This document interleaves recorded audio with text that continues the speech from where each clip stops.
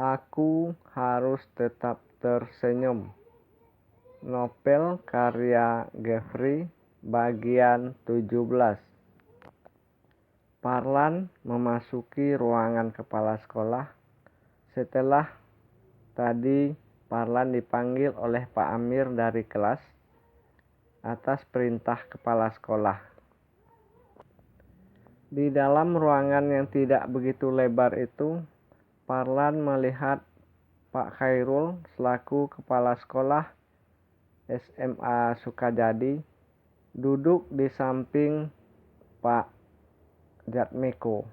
Pak Jatmiko adalah penjaga masjid sekaligus tukang bersih-bersih di masjid tempat Parlan selalu menunaikan sholat fardu berjamaah,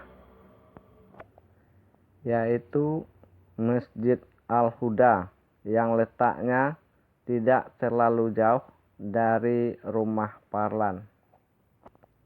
Pak Khairul tampak diam, berbeda dari hari-hari biasanya. Biasanya Pak Khairul cukup ramah kepada Parlan.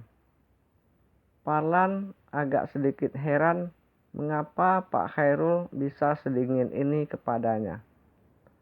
Tak lama Pak Khairul menyuruh Parlan duduk. Parlan pun duduk berhadapan dengan Pak Khairul.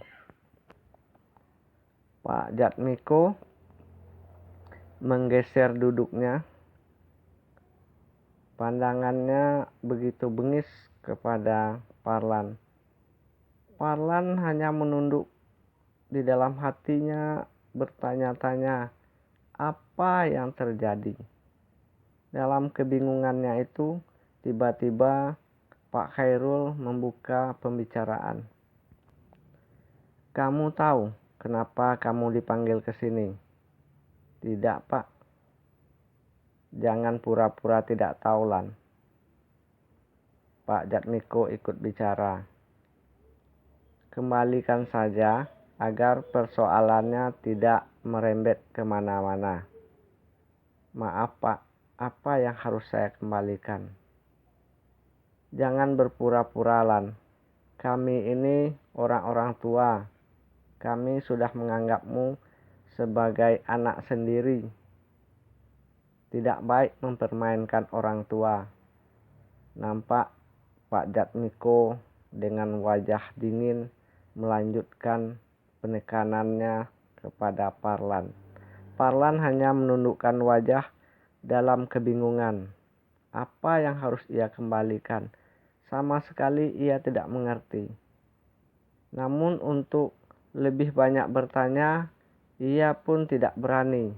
Karena kedua wajah yang ada di hadapannya itu nampak dingin dan marah kepadanya. Parlan, setelah sholat subuh tadi pagi, apa yang kamu lakukan di masjid? Saya hanya duduk sebentar, Pak, menunggu hari agak siang. Setelah itu saya langsung pulang, Pak. Bohong kau, Lan. Pak Jatmiko langsung berdiri menatap tajam kepada Parlan. Sungguh, Pak. Parlan hanya menunduk. Pak Khairul menatap tajam pada Parlan. Parlan, sekarang cepat kau ambil uang masjid yang tadi pagi kau ambil. Kau kembalikan kepada Pak Jatmiko. Kami tunggu di sini. Maaf, Pak. Saya tidak ada mengambil uang masjid, Pak. Saya cuma duduk di dalam masjid. Kemudian saya pulang, Pak. Parlan, jangan sampai membuat saya marah, Lan. Sekali lagi saya perintahkan, Lan.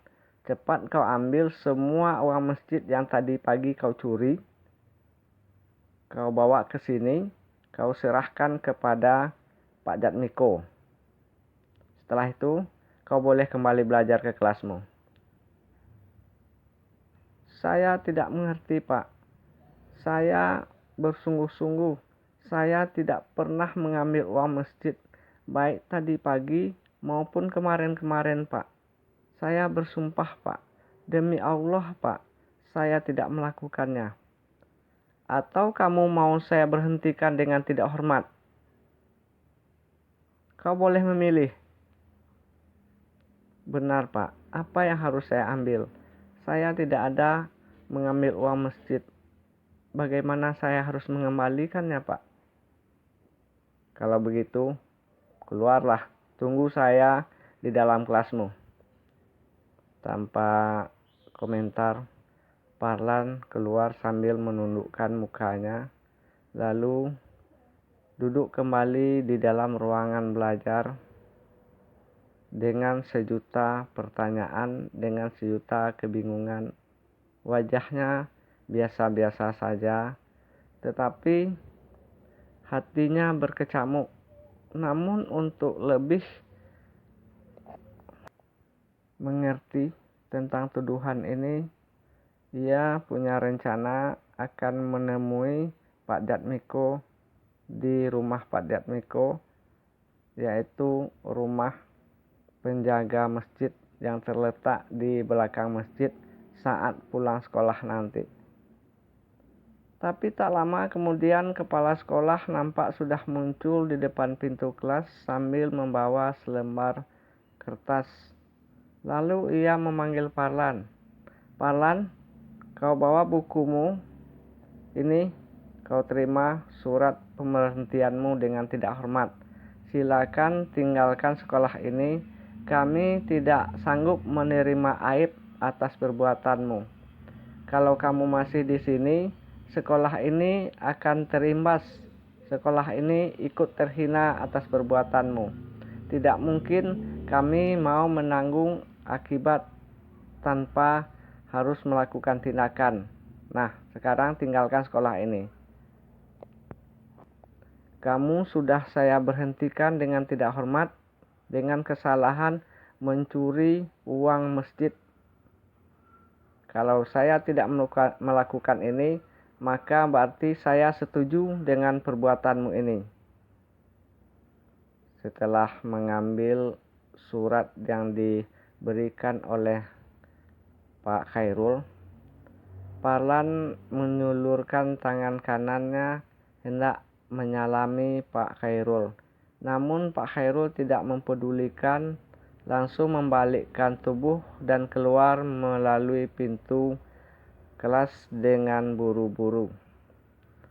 Parlan masih terbingung-bingung, tetapi ia tidak mampu berbuat apa-apa, karena bagaimanapun ia menyanggah perbuatan itu, tidak ada yang akan percaya.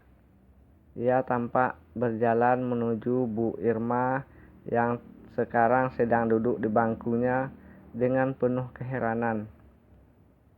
Bu, kata Parlan sambil mengulurkan tangannya, menyalami Bu Irma, menarik dan mencium tangan Bu Irma. Saya pulang dulu, Bu.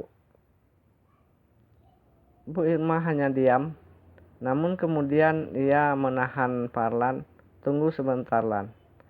Apa sebenarnya yang terjadi, Lan? Ibu jadi bingung. Sambil membalikkan tubuhnya menghadapi Bu Irma, Parlan memulai ceritanya tentang kejadian yang baru saja terjadi di ruang kepala sekolah. Pak Jatmiko datang menemui kepala sekolah. Katanya uang masjid tadi pagi hilang sebanyak 3.200.000, Bu. Karena saya yang paling terakhir pulang selesai sholat subuh tadi, maka sayalah yang dituduh oleh Pak Jatmiko mengambil uang itu, Bu. Dan Pak Kepala Sekolah percaya, sehingga saya menerima surat ini, Bu, kata Parlan sambil memberikan surat yang diberikan kepala sekolah tadi kepada Bu Irma.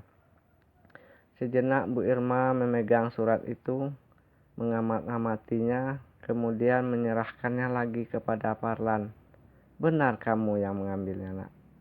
Apakah kamu butuh uang sebanyak itu. Bukan, Bu. Saya berjanji saya tidak pernah akan melakukan hal tercela kepada mendiang ayah saya dulu, Bu. Tidak mungkin saya mengingkari janji saya kepada mendiang ayah saya dulu, Bu. Dia kemudian terdiam. Jadi, kenapa orang itu menuduhmu? Itulah, Bu. Yang tinggal di masjid waktu itu memang saya sendiri, Bu. Dan kata Pak Jatmiko, uang itu hilang saat itu juga, Bu. Saat subuh selesai sholat.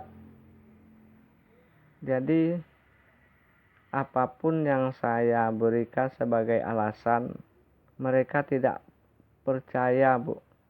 Mereka sudah bulat menuduh saya. Han Bu Irma menjawab salam Parlan. Waalaikumsalam. Tampak murid-murid teman Parlan terheran-heran dan bingung, tidak bisa mengambil kesimpulan tentang apa yang terjadi. Namun Parlan tetap saja keluar meninggalkan kelas itu, lalu berjalan santai meninggalkan pekarangan sekolah melalui gerbang yang ada di depan sekolah. Setelah sampai di warung Bu Ijah, tempat biasa Parlan berbelanja, ia ingat kalau ia butuh gula. Kemudian ia singgah ke warung Bu Ijah, niatnya ingin membeli gula, beras, dan kebutuhan-kebutuhan yang diperlukannya. Ketika ia memasuki warung Bu Ijah, nampak Bu Ijah mukanya tidak sama dengan muka hari-hari biasanya. Ketika ia mengucapkan salam dan meminta pesanan-pesanan atau barang-barang yang ia butuhkan, Bu Ijah cuma diam, tidak ada komentar sedikit pun, sambil memberikan barang-barang yang diminta oleh Parlan. Setelah Parlan mengeluarkan uang untuk membayar barang-barang yang baru saja diterimanya dari Bu Ijah, Bu Ijah berucap sangat pedih sekali terdengar oleh telinga Parlan. Namun Parlan hanya senyum tanpa menjawab apa-apa. Masih banyak sisanya, Lan. 3 jutaan. Lama menghabisnya itu, Lan. Parlan lalu berlalu meninggalkan warung Bu Ijah dengan hati penuh tanya, penuh penasaran, penuh sedih. Namun ia tidak bisa berbuat apa-apa karena ia tidak punya kekuatan. Dia seorang anak muda sebatang kara, tidak punya sanak saudara. Sementara yang menuduhnya mencuri adalah orang-orang tua, orang-orang hebat, orang-orang yang berpengaruh di kampung ini. Ia hanya berjalan menundukkan wajah menuju rumahnya tanpa bisa berbuat apa-apa, hanya menerima apa yang mereka tuduhkan kepadanya.